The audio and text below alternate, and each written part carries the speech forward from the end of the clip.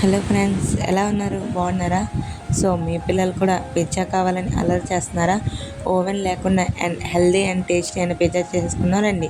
Welcome to Anu foods. నేను మీ అనుష. ముందుగా 2 కప్పుల మైదా.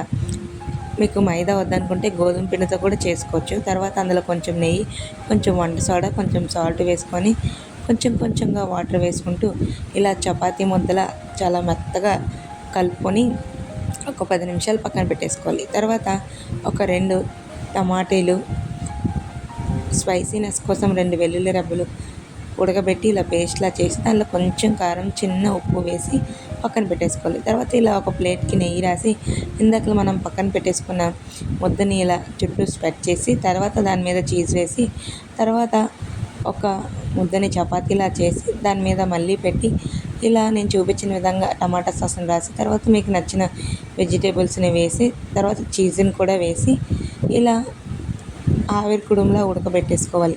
సో ఎంతో టేస్టీ అయిన వెజ్ పిజ్జా అయితే రెడీ అయిపోయింది. చాలా అంటే చాలా బాగుంటుంది. బయట తినే ఫుడ్ కన్నా ఇలా ఇంట్లోనే హెల్దీ అండ్ టేస్టీగా చేసేసుకుంటే పిల్లలు కూడా హెల్తీగా ఉంటారు, మనకు కూడా చాలా హ్యాపీగా ఉంటుంది. Thank you.